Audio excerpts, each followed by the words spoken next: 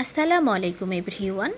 ছাদ বাগান এবং ব্যালকনি বাগান সম্পর্কে সকল ধরনের ভিডিও পেতে আমার চ্যানেলটি সাবস্ক্রাইব করে রাখুন। যদি ভালো লাগে তাহলে লাইক, কমেন্ট অ্যান্ড শেয়ার করবেন। চলুন জেনে নেই কীভাবে টবে পুঁইশাক চাষ করবেন। আমাদের দেশে একটি পরিচিত শাক পুঁইশাক। আমাদের দেশে প্রায় সব স্থানেই পুঁইশাক চাষ করা হয়ে থাকে। পুঁইশাক চাষে রাসায়নিক সার ব্যবহারে পুঁইশাকের পাতা আকারে ছোট হয়ে যায়, আবার ছোট ছোট দাগ দেখা যায় পাতায়। যদি টবে পানি নিষ্কাশনের ব্যবস্থা না থাকে তাহলে গাছের গোড়া পচে যাবে। পুঁইশাকের উল্লেখযোগ্য জাত।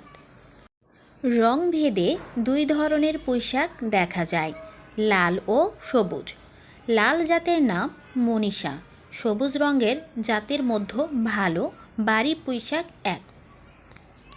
সবুজ রঙের পুঁইশাকের মধ্যে আরও বিভিন্ন ধরনের জাত রয়েছে। তার মধ্যে রয়েছে মাধুরী, গ্রিনলিক, মোটালতা, রূপসা গ্রিন ইত্যাদি। জলবায়ু ও মাটি। গ্রীষ্মমণ্ডলীয় অঞ্চলে পুঁইশাক জন্মে। গরম ও আর্দ্র আবহাওয়া ও রোদ পুঁইশাক গাছের জন্য ভালো। কম তাপমাত্রায় গাছের বৃদ্ধি ও ফলন কম হয়। সব ধরনের মাটিতেই পুঁইশাক হয়, তবে পুঁইশাক সুনিষ্কাশনযুক্ত বেলে দোআঁশ থেকে এঁটেল দোআঁশ মাটিতে সবথেকে ভালো হয়। তাহলে জেনে নেওয়া যাক কিভাবে রাসায়নিক সার ছাড়া পুঁইশাক চাষ করবেন। নাম্বার 1, টবে পুঁইশাক চাষের জন্য অর্ধেক দোআঁশ মাটি ও অর্ধেক গোবর সার বা পাতা পচা সার দিতে হবে। নাম্বার 2, বড় আকারের টব অথবা সিমেন্টের বস্তায় পুঁইশাক লাগাতে পারেন। মাটি ও সার মিশানো মাটির ওপর বীজ ছিটিয়ে দিয়ে তার ওপর আবার হালকা করে মাটি দিতে হবে এবং পানি দিতে হবে।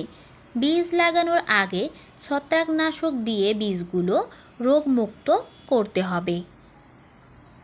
নাম্বার 3, পুঁইশাক বেড়ে ওঠার জন্য রাসায়নিক সার বা কৃত্রিম সার প্রয়োগ করা গুরুত্বপূর্ণ নয়।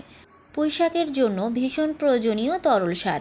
এর জন্য সরিষার খোল দিয়ে তরল সার বানিয়ে 15 দিন পর পর টবে দিয়ে দিতে হবে।